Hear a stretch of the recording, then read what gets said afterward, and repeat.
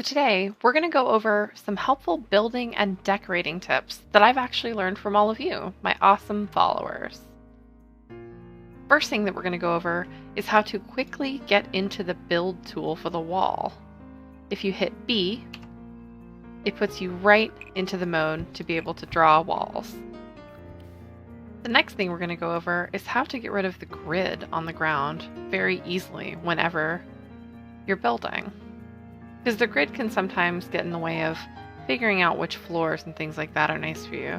There's a few different ways to do it, but the easiest way is just to hit G. Makes that grid go right away.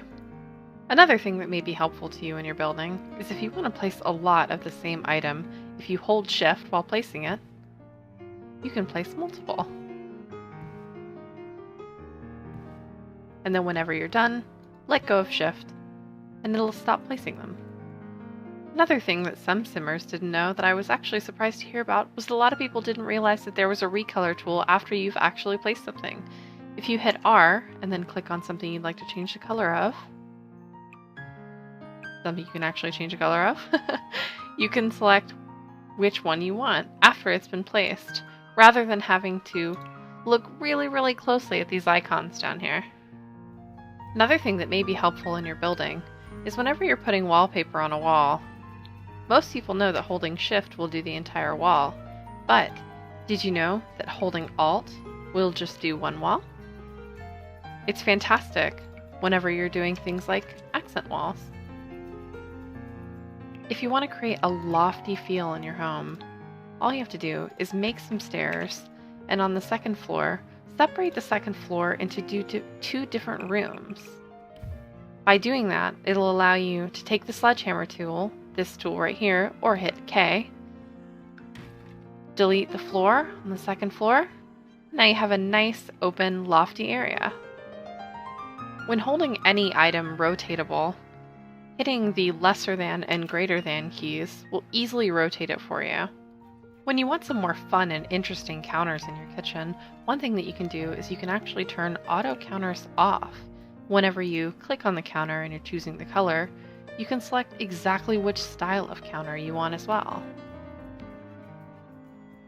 When you have an item that you want to get in just the right place and snapping to the grid doesn't really work for you, one thing that you can do is hold the Alt key while placing. It lets you more precisely place the item you want to place.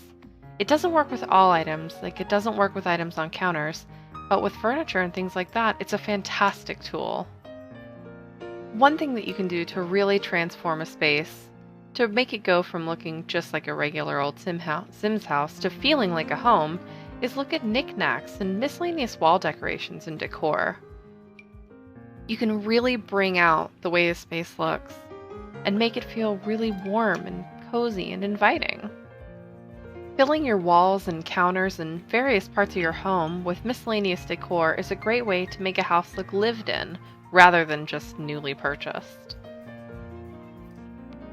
Making items bigger to meet your need is very easy. All you have to do is, while holding the item you want to make bigger, hit Control and right bracket, and poof, it grows. The Alt tool is a great ally whenever you're attempting to fill up a wall with wall decorations. Don't forget about clutter and miscellaneous decor when you're actually decorating your house. There are lots of little neat items that can be placed on shelves and things like that. When you find yourself in a situation where you have a lot of big open spaces to break up, try throwing in some houseplants or maybe even some big rugs to help break up the space a little bit. When you're trying to line something up perfectly, hitting T will toggle top-down view. That'll allow you to better line up things like rugs, lights, things like that.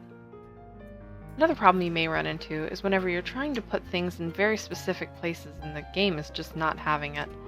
One thing that you can do is type in bb.moveObjects. What that will let you do is, regardless of whether or not it's snapping to the grid or anything like that, you can put things pretty much anywhere. But one thing to be wary of whenever you're doing things like this is If you put some objects too close together, objects that Sims will actually use, they may not be able to use it or get to it. So I would be careful whenever you're using move objects, but things for just aesthetic appeal alone, you're usually pretty safe to use it. Breaking out of your comfort zone is really important when building. Try to use objects you've never used before. You may be surprised with what you come up with. And don't forget about control right bracket when placing wall decor. You can make those bigger too. Try not to get discouraged if finding the right piece to complete your decor takes a while. Creating the perfect space for your perfect sim is a marathon, not a sprint. And there we have it, a nice cozy loft that looks lived in rather than just plopped down. Thanks for joining me this week, everyone. Hope you'll come back next week for some more helpful Sims videos. Until then, happy gaming. Ah!